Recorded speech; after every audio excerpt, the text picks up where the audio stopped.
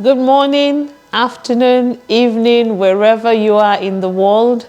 It's Dr. Abby on Tell Me the Stories of Jesus, and it's our November series where we're talking about giving, and we're moving from one town to the other, learning from lovely people, friends of Jesus, like you and I, that gave, and hoping that we're also doing the same thing. So we're not just learning, we're being doers of the word. And guess which town we're going to today? We've been to Bethany, and then we went to Joppa. And today we're going to Zarephath. Yes, Zarephath. That's a bit more complex than the other two. So in the book of 1 Kings chapter 17, from verse 8 till the end of that chapter, I'm telling you where the story is because I trust that you're going back to read it and you're going to learn even much more than I will tell you today. So, if I lay a background, back then in Israel, the prophet Elijah had prophesied that there would be no rain. There was going to be famine. There was going to be drought. That means no rain, no food, no crop. People were hungry. And even that prophet, God had to take him to one, like a river, a brook, and God took care of him, fed him. But when there was no rain, after a while, that brook dried up. And God said, you know what, Elijah? Yes, Elijah is his name. God said, go to Zarephath. That's the name of the town. I have prepared a widow. I have commanded her to take care of you. And Elijah, an obedient servant of God, he went to Zarephath. And as he came into the town, he saw this widow. She was there gathering sticks, gathering wood. Guess what she was going to use it to do? They don't have the fancy gas cookers and all that we have now. So they gather woods, put them in a pile, and they use it to cook. So she was gathering wood to go and cook. And the prophet Elijah went to her and said, can you please give me some water? And you remember God said he had commanded her to take care of Elijah. So she knew once he asked for it, she didn't argue. She had something she had come to do. She put it aside and was going to get Elijah some water. And then he said, and whilst you're at it, can you make me some bread? Bread. Remember, she's a widow. Remember last week we explained who a widow is? Somebody whose husband had died. And then it was in the time of famine. So she didn't have. And then when he said, make me some bread, she told him the truth. She said, you know what? I have very little flour and very little oil. I came to gather stick to cook. I was going to make that for my son and I, that we make bread. We will eat it, and after that, we will die. Because they had no more money, no more food, nothing. And you know, if you go days and days and days without food, what happens? The person dies. So it was supposed to be their last meal. And then this man of God is saying, can you make me some also? And then he told her, he said, you know what? Go make me some cake. And then what's left, make for your son and yourself. Trust God. And you know what? She was obedient and she trusted and believed in God. And as she was going, he ended it by saying that, you know, that the container where the flour is, the remaining flour, and the jar of oil, the Bible calls it the flour bin, and the jar of oil, that it will never go dry until it rains again. You know, until the famine goes. And she just trusted and believed his word. And she went, made him something to eat, made for herself. And then the Bible says that that flour never finished. That oil never finished for days and days and days. How did that happen? Remember, it's a miracle. We don't worry about it. As long as it has happened, we're happy. He's the all-knowing God. He knows how he did the miracle. We cannot explain it. But the Bible tells us that, you know, the lady and her household. Now it says household. So in my head, I'm thinking some other people were there that joined, not just herself and her son. That means there was more than enough.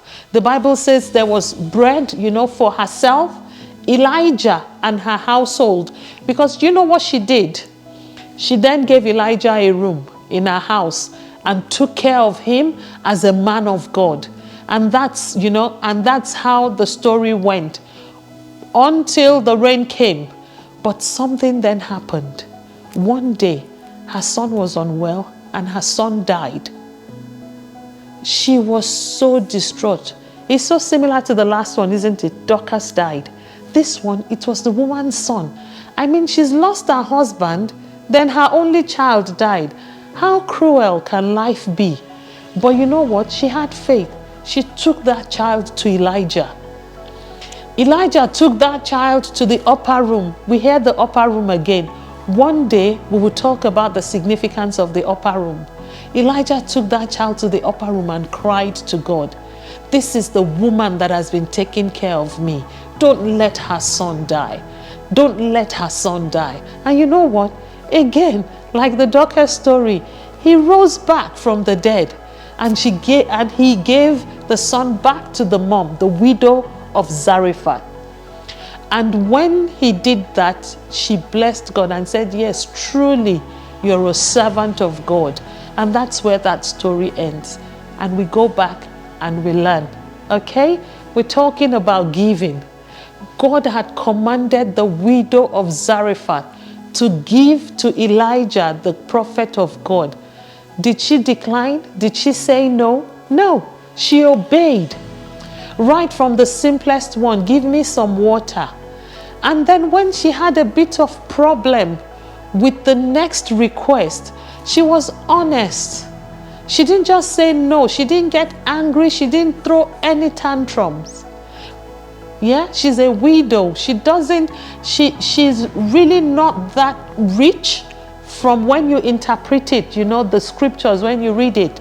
For somebody that only had a little bit of flour and oil left, she didn't have. She was poor.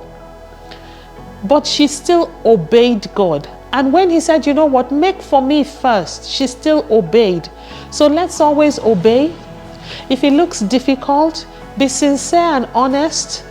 Don't be rude. Explain yourself. And you know what? When you're giving also, look out for yourself. So we've talked in the past, you give what is precious to you. You give your all and things like that. But in this circumstance, if you go back to read it, Elijah was a kind man of God also. He said, make cake for me, then yourself, then your son. So you're giving, you're looking out for others, look out for yourself. It's only when you are alive and you're well that you can continue to give. And that was the instruction that the man of God gave to her. He didn't say, go and make the whole flour for me and let me eat it all up. He knew that she also had to eat. He knew that her son had to eat. So you look out for others, even as a friend of Jesus, a child of God. As you give, you look out for others, you obey instructions, but you look out for yourself also. Make sure that you then don't suffer. Yeah? And then, of course, miracle happens. God that has given you the instructions to take care of somebody, that same God will provide for you to be able to do it, as long as you are obedient. And that's what God did in this situation. He continued to provide that flour and that oil, and they continued to eat. Yeah? And remember, we said when you give, you do yourself a favor. Life happens at times. It doesn't always have to be death, but there are times when you just get maybe a little bit stranded. You need a little bit of help yourself. In this case, her son died. And that's what happens. Anytime you know that as a child of God, you've done your best, you've given, and things suddenly look difficult. Things suddenly look like you're stuck, you're in trouble. She took that child to the upper room. That's what you will do. Give that child back to the man of God. If anything like that happens, you just turn to God and say, God, I've given. I've obeyed your word. I've done all you said I should do. Please have mercy on me. Remember, God does not owe any man. He will come through for you. He will answer your prayers. He will rescue you from trouble like he did for that widow. And you will look back and say, indeed, you are my God. Indeed, you are my Father. Indeed, you are the King of Kings. And you will thank him. So, until we move to another story and another town next week, remember, give. And it's not a function of what you have at the moment. This time, it is a poor woman, a widow without support. She was on her last meal and she still gave. So what excuse do you and I have not to give? We don't have any excuse. Let's just pray that God continues to help us and enable us to give to people. And this time, you don't give only to the poor. She gave to a man of God, but he was in need. So when people are in need, give. Rich people are in need at times. If God leads you to do that, give. Because it's not only money. Like we said before, it's your time, your support, your help. Put an effort into it. Till next time, bye.